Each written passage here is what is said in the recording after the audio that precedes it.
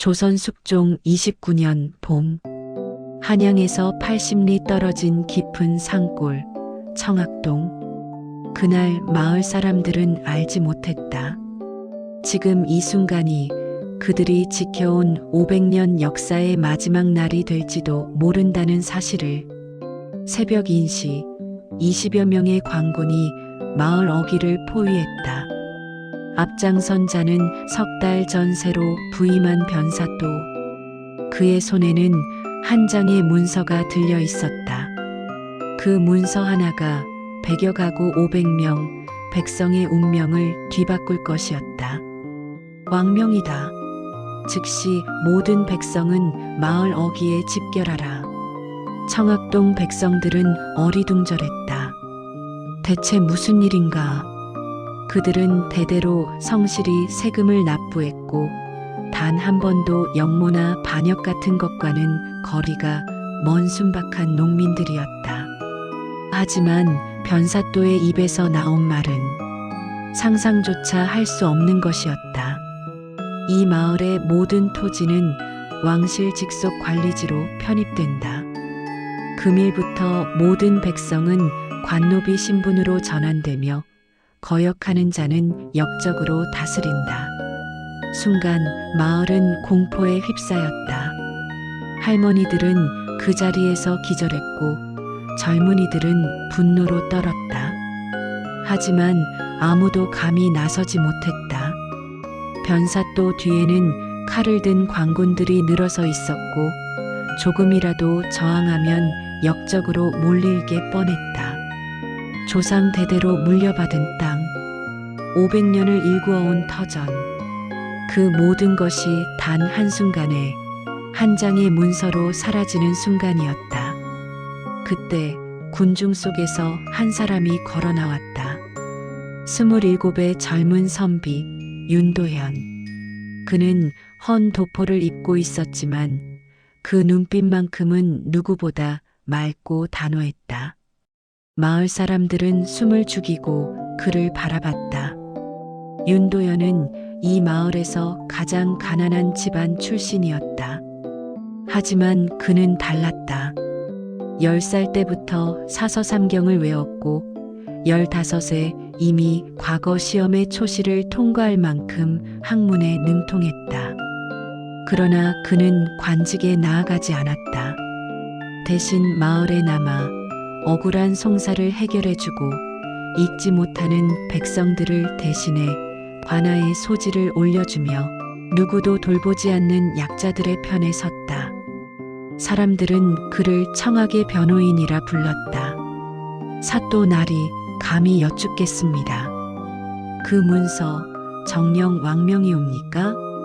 변사또가 비웃었다. 감히 하천한 선비 주제에 왕명을 의심하느냐? 이것이 바로 역적의 기미가 아니고 무엇이냐? 하지만 윤도현은 물러서지 않았다.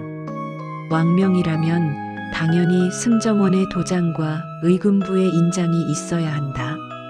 또한 토지 편입에는 반드시 호조의 확인 문서가 필요하다. 감히 그 문서를 백성들에게 보여주실 수 있겠느냐고 그는 되물었다. 마을 사람들이 술렁였다. 그렇다. 윤도현의 말이 맞았다. 변사또의 얼굴이 순간 굳어졌다. 그는 예상치 못한 반격에 당황한 듯했다. 하지만 곧 냉소를 지으며 말했다. 내 놈 따위가 왕명의 진위를 따질 자격이 있다고 생각하느냐? 당장 끌어내어 곤장 40대를 쳐라. 광군들이 윤도현을 끌어냈다. 곤장이 그의 등을 후려쳤다. 한 대, 두 대, 세 대. 피가 터져 나왔다. 하지만 윤도현은 신음 하나 내지 않았다. 마을 사람들은 눈물을 흘리며 그 광경을 지켜봐야만 했다. 40대의 곤장이 끝나고 윤도현이 쓰러졌을 때 변사또가 차갑게 선언했다. 오늘부터 이 마을의 모든 수확물은 관아로 상납한다. 거역하는 자는 윤도현처럼 될 것이다. 그리고 변사또가 의미심장한 미소를 지었다. 보름 후 나는 이 마을의 모든 토지 문서를 가지고 한양으로 올라갈 것이다. 그때까지 순순히 따르는 자는 목숨이라도 부지할 수 있을 것이다. 말을 마친 변사또는 오만하게 웃으며 말을 돌렸다. 그리고 떠나는 그의 뒷모습을 보며 윤도현은 피를 토하면서도 속으로 다짐했다. 보름, 나에게 주어진 시간은 단 보름뿐이다. 만약 이 싸움에서 진다면 청학동은 역사에서 영원히 지워질 것이다. 500년의 역사가 조상들의 뼈가 묻힌 이 땅이 단 한 명의 탐관오리 손에 넘어가는 것이다. 윤도현은 알고 있었다. 이것은 단순한 토지 분쟁이 아니라는 것을. 변사또의 눈빛 속에는 탐욕 이상의 무언가가 숨어 있다는 것을 그는 반드시 밝혀낼 것이다. 변사또가 진짜 노리는 것이 무엇인지. 그날 밤 청학동 마을회관에는 100여 명의 백성들이 모여들었다. 모두의 얼굴은 절망으로 가득했다. 늙은 이장이 떨리는 목소리로 말했다. 이제 끝이라고. 우리는 노비가 되는 수밖에 없다고. 그 순간 문이 열리고 윤도현이 들어왔다. 온몸에 피멍이 들고 걷기조차 힘든 상태였지만 그의 눈빛은 여전히 꺼지지 않았다. 아직 끝나지 않았습니다. 사람들이 그를 바라봤다. 희망과 절망이 뒤섞인 눈빛으로. 윤도현은 천천히 걸어 나와 모두 앞에 섰다.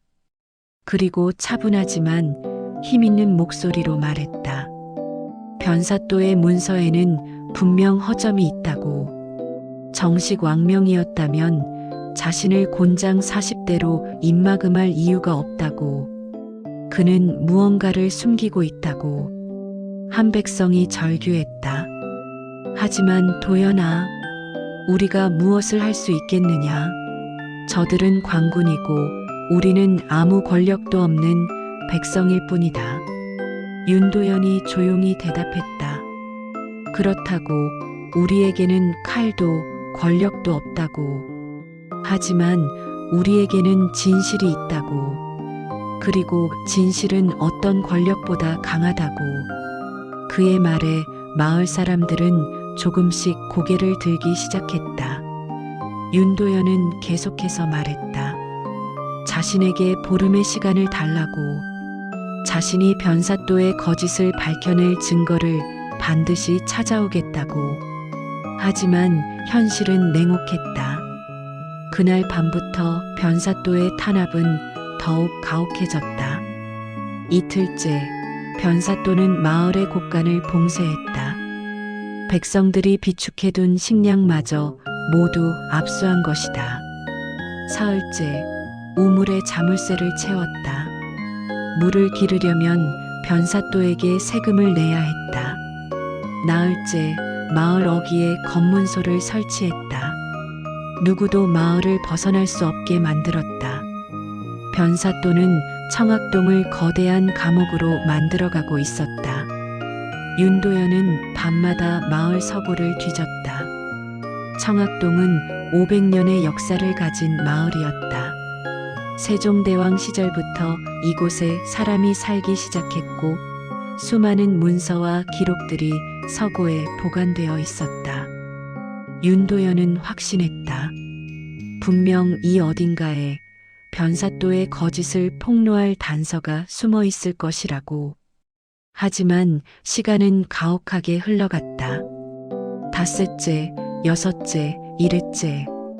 윤도현은 수천 장의 문서를 뒤졌다. 토지대장, 세금 납부 기록, 마을 역사서, 심지어 100년 전 족보까지. 하지만 결정적인 증거는 나오지 않았다. 그 사이 마을의 상황은 더욱 악화되었다. 아홉째 되는 날, 변사또는 마을의 젊은 처녀 10명을 끌고 갔다. 관아의 노비로 삼겠다는 것이었다. 어머니들이 울부짖으며 매달렸지만 광군들의 칼날 앞에서는 무력할 뿐이었다. 열흘째 저항하던 한 농부가 변사또의 명령으로 곤장을 맞고 죽었다. 그의 시신은 마을 어귀에 효수되어 모든 백성들에게 공포를 주었다. 열하루째 마을 사람들은 더 이상 버틸 수 없었다. 일부는 노비 계약서에 스스로 도장을 찍기 시작했다. 윤도현은 절망했다. 내가 할 수 있는 게 정말 아무것도 없는 것인가? 이 많은 문서들 속에서도 단 하나의 단서조차 찾을 수 없단 말인가? 열이틀째 밤, 윤도현은 서고 바닥에 주저앉아 있었다. 손에는 마지막으로 뒤지던 낡은 장부가 들려 있었다. 그는 알고 있었다. 내일이면 보름이다. 시간이 없다. 바로 그때였다. 창밖에서 이상한 소리가 들렸다. 윤도현이 창문을 열자 차가운 달빛 아래 검은 그림자 하나가 서 있었다. 그것은 사람이었다. 얼굴을 가리고 있었지만 분명 사람이었다. 윤도현은 경계심을 늦추지 않고 물었다. 누구시오? 그림자가 낮고 쉰 목소리로 대답했다. 비석, 서고 뒤편, 무너진 돌담 아래 비석이 있다. 그것을 찾아라. 그 말을 남기고 그림자는 어둠 속으로 사라졌다. 윤도현은 혼란스러웠다. 대체 저 사람은 누구인가? 왜 나를 도우려 하는가? 하지만 지푸라기라도 잡는 심정으로 그는 즉시 서고 뒤편으로 달려갔다. 서고 뒤편에는 오래전 무너진 돌담이 있었다. 이끼가 잔뜩 끼고 잡초가 우거진 그곳을 윤도현은 맨손으로 파헤치기 시작했다. 손톱이 깨지고 피가 났지만 그는 멈추지 않았다. 그리고 한 시즌이 지났을 때 손에 단단한 무언가가 닿았다. 윤도현이 흙을 걷어내자 거기에는 낡고 오래된 비석 하나가 묻혀 있었다. 비석에는 마모된 글자들이 새겨져 있었다. 달빛 아래서 그 글자를 읽던 윤도현의 눈이 점점 커졌다. 그리고 그는 깨달았다. 이것이다. 이것이 바로 내가 찾던 것이다. 그 비석에 새겨진 글의 첫 구절은 이러했다. 숙종 23년 왕이 내리신 칙명. 윤도현의 손이 떨렸다. 그는 직감했다. 이 비석이 이 마을의 운명을 그리고 변사또의 비밀을 밝혀줄 열쇠라는 것을. 하지만 문제가 있었다. 비석은 너무나 커서 혼자 힘으로는 옮길 수 없었고 글자는 너무 마모되어 정확히 읽기가 어려웠다.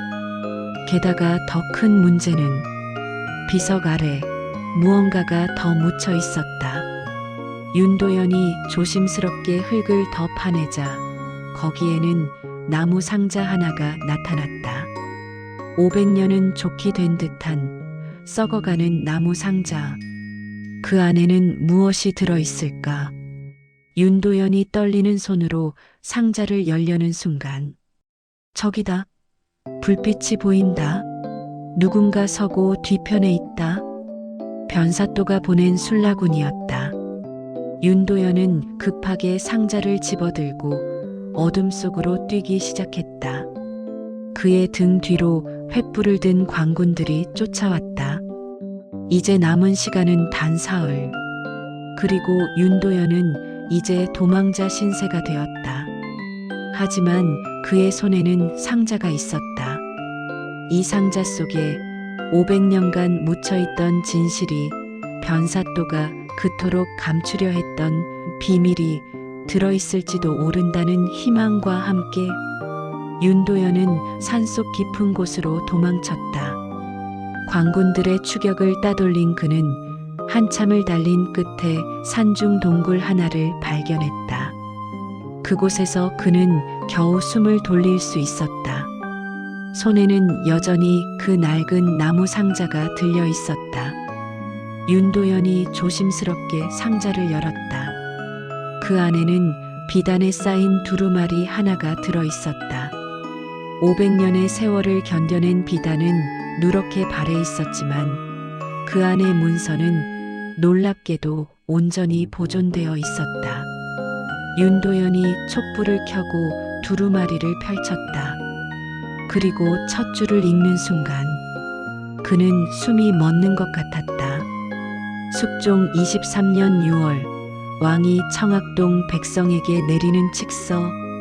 이 땅은 영원히 청학동 백성의 것이며 그 누구도 어떤 관리도 심지어 왕실도 이를 빼앗을 수 없다. 윤도현의 심장이 미친 듯이 뛰었다. 이것이다. 이것이 바로 결정적 증거다. 왕이 직접 하사한 칙서. 그것도 청학동의 영구적인 토지 소유권을 보장하는 칙서. 하지만 의문이 들었다. 왜 이런 중요한 문서가 땅속에 묻혀 있었을까? 윤도현은 계속해서 칙서를 읽어나갔다. 그리고 다음 구절을 읽었을 때 그는 전율했다. 청학동은 단순한 농촌이 아니다. 이곳은 선조들이 임진왜란 당시 왕실의 비밀 문서와 국세를 숨긴 곳이며 만약의 사태에 대비한 왕실의 마지막 보루이다. 따라서 이 마을의 백성들은 대대로 이 비밀을 지킬 의무가 있으며 윤도현은 이해하기 시작했다. 변사또가 노린 것은 단순히 땅이 아니었다. 그는 이 비밀을 알고 있었다. 청학동 어딘가에 숨겨진 왕실의 보물을. 그래서 백성들을 내쫓고 이 마을을 손에 넣으려 했던 것이다. 하지만 또 다른 의문이 생겼다. 변사또는 대체 어떻게 이 비밀을 알았을까? 윤도현이 칙서를 끝까지 읽어 내려갔다. 그리고 마지막 장에서 그는 전혀 예상치 못한 것을 발견했다. 칙서 뒷면에 누군가가 붓으로 급하게 휘갈긴 메모가 있었다. 경고한다. 변씨 일족은 대대로 이 비밀을 노려왔다. 이들은 임진왜란 당시 역적의 무리였으나 전쟁의 혼란 속에서 신분을 세탁하고 관직에 올랐다. 이 칙서를 발견하는 자는 반드시 변씨 일족을 조심하라. 그들은 언젠가 반드시 돌아올 것이다. 윤도현은 경악했다. 변사또. 그는 우연히 이 마을에 부임한 것이 아니었다.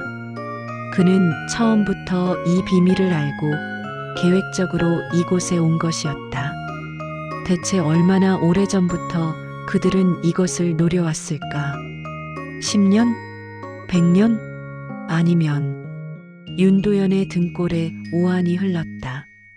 그때 동굴 입구 쪽에서 소리가 들렸다. 관군들이 다시 추적해오고 있었다.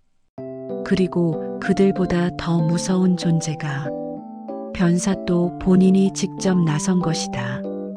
윤도현은 칙서를 품에 감추고 동굴 깊숙이 숨었다. 윤도현, 내가 무엇을 찾았는지 다 알고 있다. 순순히 나와서 그것을 내놓아라. 그러면 목숨만큼은 살려주마. 윤도현은 답하지 않았다. 변사또가 계속 말했다. 내 마을 사람들이 어찌 되는지 알고 있느냐?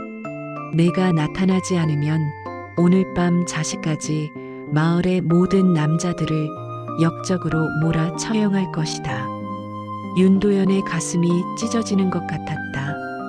만약 내가 나가지 않으면 무고한 사람들이 죽는다.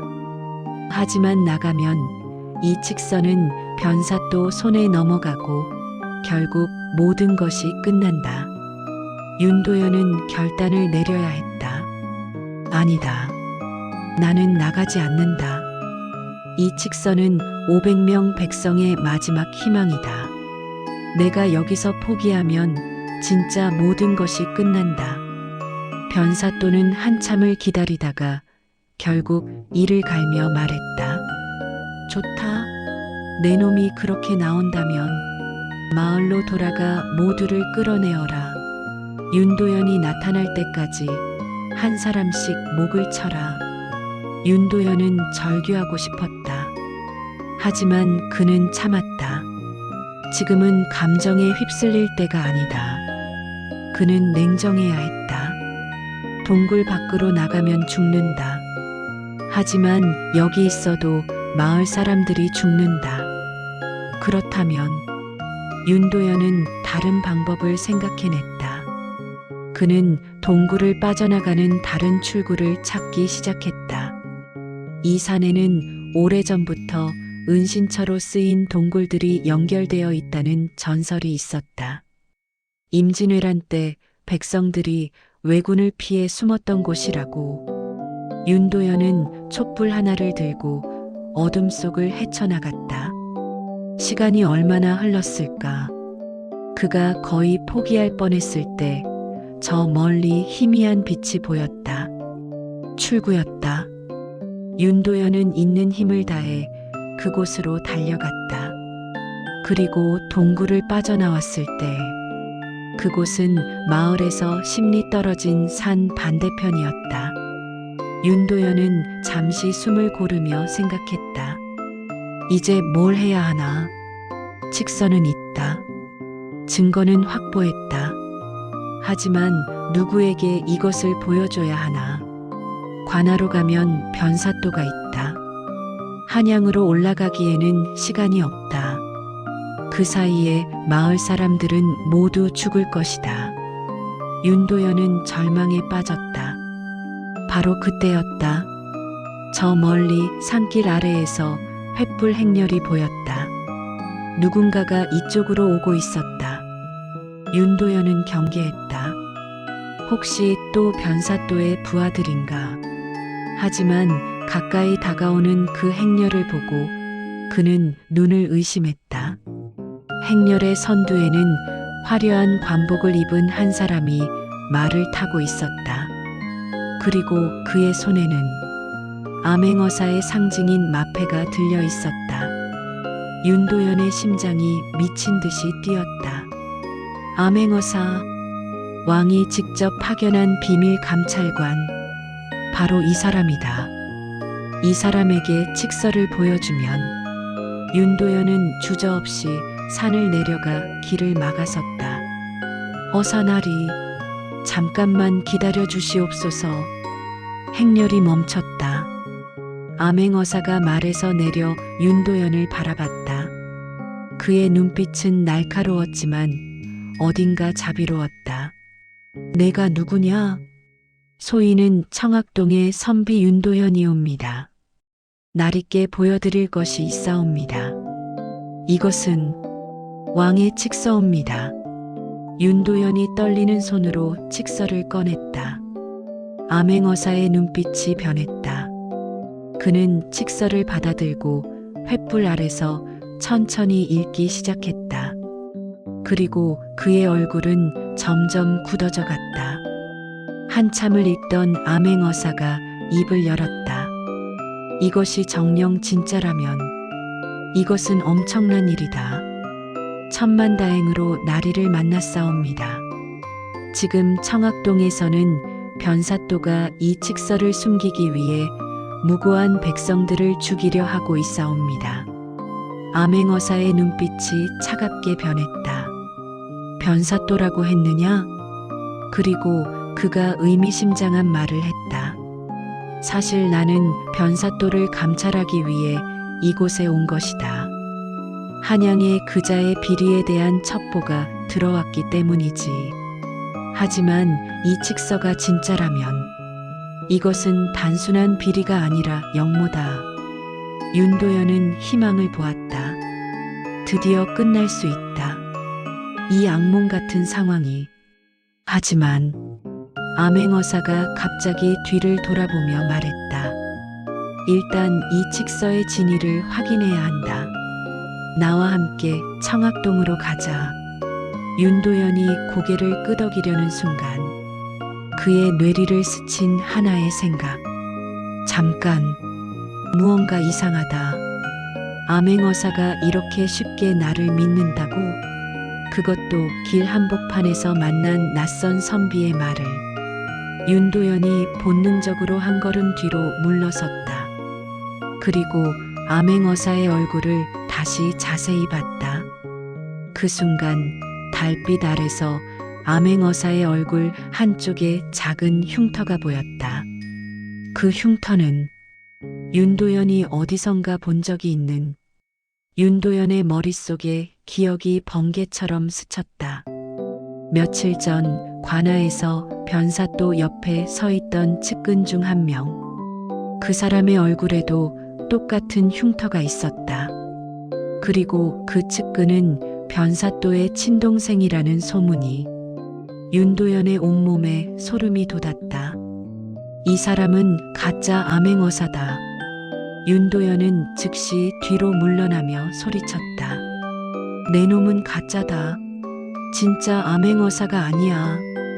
가짜 암행어사의 얼굴이 일그러졌다. 그는 더 이상 가장할 필요가 없다는 듯 비웃으며 말했다. 후후, 역시 날카롭구나, 윤도현. 소문대로 똑똑한 놈이로군. 하지만 이미 늦었다. 그의 신호와 함께 주변 숲에서 수십 명의 자객들이 튀어나왔다. 모두 변사또가 미리 배치해둔 자들이었다. 윤도현은 포위당했다. 형님께서 이미 다 계획하셨다. 너 같은 영리한 놈이 칙서를 찾을 것을 대비해서 내가 암행어사로 위장하여 너를 기다리고 있었던 것이지. 자, 순순히 칙서를 내놓아라. 윤도현은 절망했다. 모든 것이 함정이었다. 변사또는 처음부터 모든 수를 내다보고 있었던 것이다. 하지만 윤도현은 포기하지 않았다. 칙서는 줄 수 없다. 그가 칙서를 품에서 꺼내들고 횃불 쪽으로 다가갔다. 한 발짝만 더 다가오면 나는 이 칙서를 불태워버릴 것이다.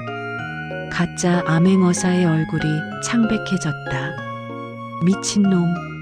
그것을 태우면 너희 마을 사람들도 끝이다.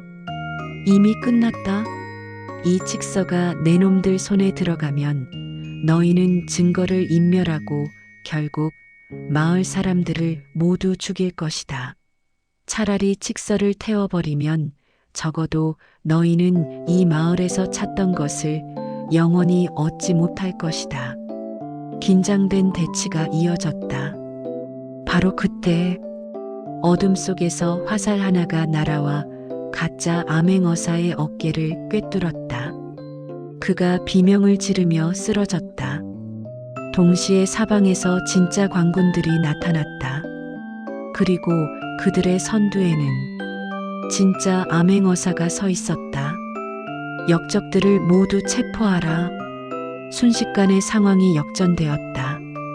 가짜 암행어사와 자객들은 모두 체포되었고 윤도현은 멍하니 그 광경을 바라봤다. 진짜 암행어사가 윤도현에게 다가왔다. 수고했네, 선비. 자네의 기지 덕분에 역적들을 한 번에 잡을 수 있었네. 어떻게 여기에? 암행어사가 설명했다. 사실 나는 보름 전부터 이 지역을 감찰하고 있었네. 변사또의 악행에 대한 소문이 파다했기 때문이지. 그런데 며칠 전 이상한 정보를 입수했네. 변사또의 동생이 암행어사 의관을 몰래 구입했다는 첩보를 말일세. 윤도현은 이해하기 시작했다. 그래서 나는 일부러 모습을 드러내지 않고 상황을 지켜봤네. 그리고 오늘 밤 자네가 칙서를 들고 나타나기를 기다렸던 것일세. 역적들이 스스로 정체를 드러내도록 말이지. 윤도현은 안도의 한숨을 내쉬었다. 드디어 정말로 끝날 수 있는 것인가? 그가 떨리는 손으로 칙서를 암행어사에게 건넸다. 나리, 이것이 청학동 백성들의 마지막 희망이옵니다. 암행어사가 칙서를 받아들고 찬찬히 읽기 시작했다. 그의 얼굴은 점점 진지해졌다. 한참을 읽던 그가 고개를 들고 윤도현을 바라봤다. 이것은 대단한 문서로군. 하지만 한 가지 문제가 있네. 윤도현의 가슴이 철렁 내려앉았다. 무슨 문제 말씀이십니까? 이 칙서만으로는 부족하네. 물론 이것이 진짜라는 것은 인장과 서체를 보아 분명하지만 변사또 측에서 위조라고 우길 수도 있네. 특히 이렇게 중요한 문서가 왜 땅속에 묻혀 있었는지에 대한 의문이 남기 때문이지. 윤도현은 절망했다. 그렇다. 아무리 진짜 칙서라 해도 법정에서 변사또가 위조라고 우기면 증명하기 어려울 수 있다. 하지만 암행어사가 계속해서 말했다. 하지만 만약 칙서에 언급된 왕실의 보물을 찾을 수 있다면 그것이 결정적 증거가 될 것일세. 자네 혹시 그 보물이 어디 있는지 단서를 찾았는가? 윤도현은 칙서를 다시 떠올렸다. 칙서에는 분명 왕실의 비밀 문서와 국세를 숨겼다고 적혀 있었다. 그렇다면 그것들은 지금 어디에? 청학동 어딘가에. 임진왜란 당시 선조들이 숨긴 만약의 사태에 대비한. 윤도현의 머릿속에 번개같이 하나의 생각이 스쳤다. 서고. 그가 칙서를 찾았던 바로 그 서고. 그곳이 단순한 문서 보관소가 아니라 왕실의 보물을 숨긴 비밀 장소일지도 모른다. 나리, 알 것 같습니다. 마을 서구로 가야 합니다. 서구라고? 그곳에 무엇이 있는가? 확신할 수는 없습니다. 하지만 제가 칙서를 찾은 비석은 서구 바로 뒤편에 있었습니다. 그것은 우연이 아닐 겁니다. 암행어사가 고개를 끄덕였다. 좋네. 즉시 청학동으로 가세. 하지만 조심하게. 변사또는 아직 마을에 있을 것일세. 일행은 즉시 말을 몰아 청학동을 향해 달렸다. 하지만 그들이 마을에 도착했을 때 끔찍한 광경이 펼쳐져 있었다. 서구가 불타고 있었다. 변사또가 이미 먼저 와서 서구에 불을 질렀던 것이다. 마을 사람들은 필사적으로 불을 끄려 했지만 불길은 이미 걷잡을 수 없이 번져가고 있었다. 그리고 서구 앞에는 변사또가 칼을 들고 서 있었다. 하하, 늦었다, 윤도현. 이제 어떤 증거도 남지 않을 것이다. 칙서가 있어도 소용없어. 보물도 비석도 모든 것이 제가 될 것이다. 윤도현은 절규했다. 안 돼. 그가 불길을 뚫고 서고 안으로 뛰어들려는 순간 암행어사가 그를 붙잡았다. 안 되네. 자네가 들어가면 죽네. 하지만 윤도현은 뿌리쳤다. 그래도 가야 합니다. 저 안에 마을의 모든 역사가 있습니다. 500년의 기록이, 그리고 왕실의 보물이. 윤도현이 물에 젖은 천을 뒤집어 쓰고 불길 속으로 뛰어들었다. 마을 사람들이 비명을 질렀다. 서구 안은 지옥 그 자체였다. 불길이 사방을 휩쓸고 연기가 숨을 막았다. 윤도현은 바닥을 기어가며 필사적으로 무언가를 찾았다. 어디에 있는가? 비밀 공간은 분명히 있을 것이다. 그가 바닥을 더듬던 손에 이상한 홈이 느껴졌다. 바닥 돌판 하나가 미묘하게 다른 것이었다. 윤도현은 있는 힘을 다해 그 돌판을 밀어냈다. 그러자 비밀 계단이 드러났다. 윤도현은 망설임 없이 그 계단으로 내려갔다. 계단 아래는 작은 지하 공간이었다. 불길이 닿지 않은 곳, 그리고 그곳 중앙에는 먼지를 뒤집어 쓴 나무 상자 하나가 놓여 있었다. 윤도현이 떨리는 손으로 상자를 열었다. 그 안에는 황금빛으로 빛나는 국새가 들어 있었다. 그리고 국새 옆에는 수십 개의 두루마리. 임진왜란 당시 선조가 피난 가면서 보존하려 했던 왕실의 비밀 문서들. 윤도현은 소리쳤다. 찾았다. 여기 있다. 그가 국새를 들고 지하실에서 나오려는 순간 위에서 천장이 무너져 내리기 시작했다. 불에 탄 서고 건물이 붕괴되는 것이었다.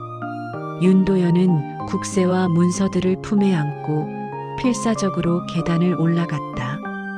불타는 목재들이 떨어지고 연기가 폐를 찔렀다.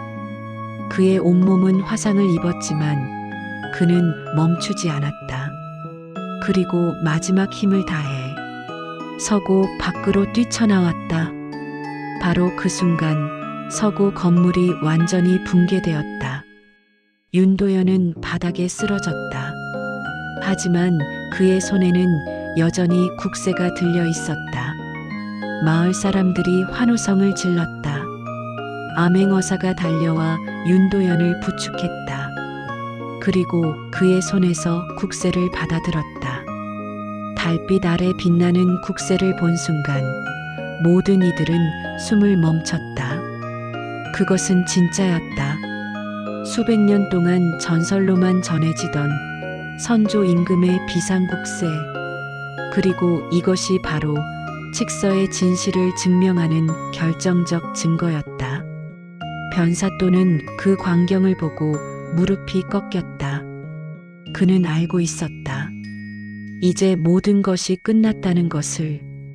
다음 날 새벽, 청학동 마을 어귀에는 수백 명의 백성들이 모여 있었다. 그들 앞에는 포박당한 변사또와 그의 일당들이 무릎을 꿇고 있었다. 그리고 그 중앙에는 진짜 암행어사가 마패를 높이 들고 서 있었다. 왕명을 받들어 선포한다. 모든 백성들이 숨을 죽였다.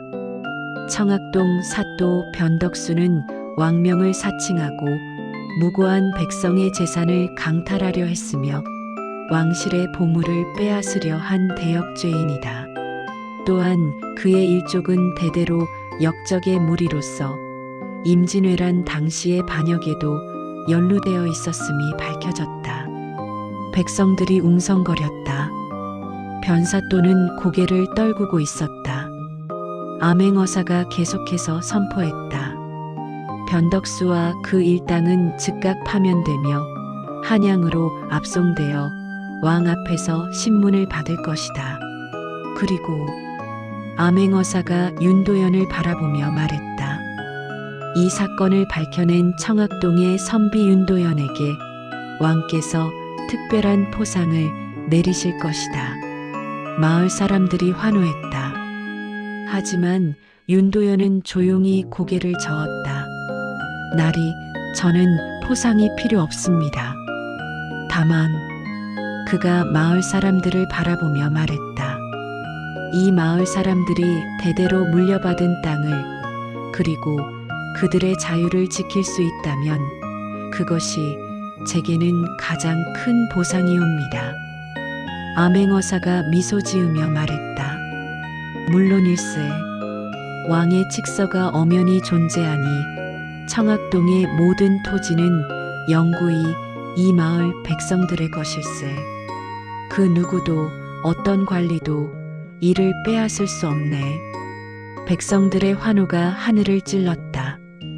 할머니들은 눈물을 흘렸고 젊은이들은 기쁨에 겨워 서로를 껴안았다. 500년을 이어온 마을, 그들의 땅, 그들의 역사, 모든 것이 지켜진 것이다.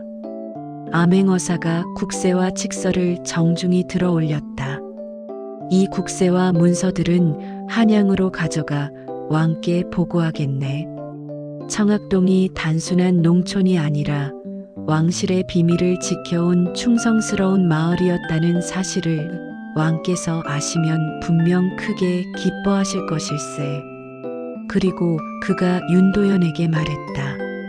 윤도현, 자네는 정말 대단한 선비일세. 자네의 지혜와 용기가 없었다면 이 마을은 정말로 역사에서 사라졌을 것일세. 혹시 관직의 뜻이 있는가? 내가 왕께 추천하겠네. 윤도현은 잠시 생각하다가 고개를 저었다. 감사옵니다, 나리. 하지만 저는 이곳에 남겠습니다. 이 마을에는 아직도 제가 도와야 할 사람들이 많이 있습니다. 글을 못 읽는 백성들, 억울한 일을 당해도 호소할 곳 없는 약자들. 저는 그들의 편에 서고 싶습니다. 암행어사가 감동한 표정으로 고개를 끄덕였다. 훌륭한 마음가짐일세. 조선에는 자네 같은 선비가 더 많이 필요하네. 그날 오후 변사또와 그의 일당들은 포박되어 한양으로 끌려갔다.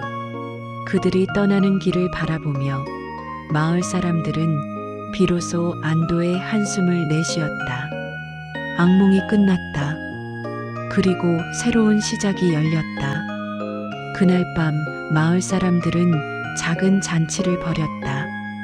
가난하지만 기쁨이 넘치는 잔치였다. 사람들은 윤도현을 둘러싸고 감사를 표했다. 도현이가 없었다면 자네가 우리 모두를 구했네.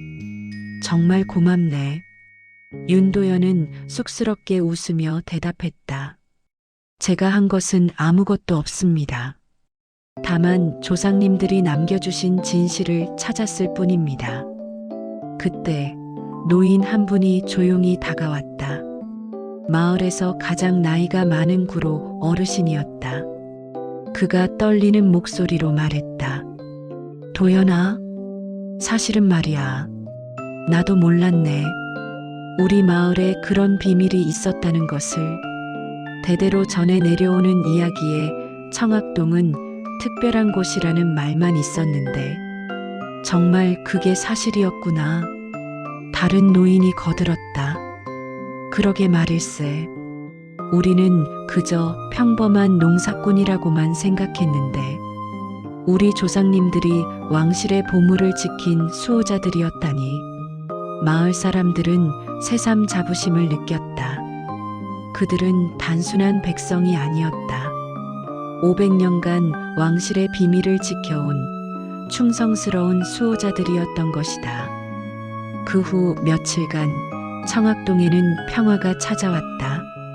사람들은 다시 농사를 지었고 아이들은 웃으며 뛰어놀았다. 윤도현은 다시 서당에서 아이들을 가르치고 억울한 일을 당한 백성들을 도와주었다. 모든 것이 제자리로 돌아왔다. 하지만 한 가지 변한 것이 있었다. 마을 사람들의 눈빛이 달라졌다. 이제 그들은 알았다. 그들에게도 힘이 있다는 것을. 진실과 정의를 지키려는 의지가 있다면 어떤 권력도 그들을 꺾을 수 없다는 것을. 보름 후 한양에서 소식이 전해졌다.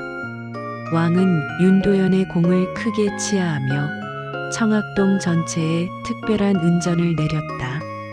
마을의 모든 세금을 10년간 면제하고 특별보호구역으로 지정한 것이다. 또한 윤도현에게는 의민선비라는 칭호를 하사했다. 백성을 위해 의를 실천한 선비라는 뜻이었다. 그날 이후 윤도현의 이야기는 팔도에 퍼져나갔다. 한 젊은 선비가 지혜와 용기로 탐관 오리를 물리치고 마을 전체를 구했다는 이야기가. 그리고 사람들은 말했다. 진정한 힘은 칼이나 권력에서 나오는 것이 아니라 진실과 정의를 향한 굽히지 않는 의지에서 나온다고. 세월이 흘렀다. 윤도현은 평생을 청학동에서 보냈다. 그는 관직에 나아가지 않았지만 수많은 백성들을 도왔다. 억울한 송사를 해결해주고 탐관오리의 횡포를 막아주고 약자들의 편에 섰다. 사람들은 그를 청악의 수호자라 불렀다. 그리고 그가 노년에 이르렀을 때 한양에서 특사가 찾아왔다. 왕이 그에게 특별한 벼슬을 내리려 한다는 것이었다. 하지만 윤도현은 그것마저 정중히 거절했다. 저는 이미 최고의 벼슬을 받았습니다. 이 마을 사람들의 신뢰와 사랑이 바로 그것입니다. 윤도현은 80이 넘어서까지 마을을 위해 헌신했다. 그리고 어느 봄날 만개한 벚꽃 아래에서 조용히 눈을 감았다. 마을 사람들은 그를 서고 터 옆에 묻어주었다. 그가 지켜낸 역사 옆에. 그리고 그의 묘비에는 이렇게 새겨졌다. 의민선비 윤도현. 백성을 위해 살다. 백성의 마음속에 영원히 살다. 오늘날까지도 청학동에는 그의 이야기가 전해진다. 그리고 사람들은 말한다. 진정한 영웅은 칼을 든 장군이 아니라 펜을 든 선비라고.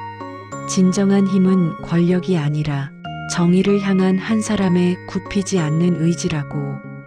이것이 바로 500년 전 청학동에서 벌어진 한 젊은 선비와 한 마을의 위대한 이야기다.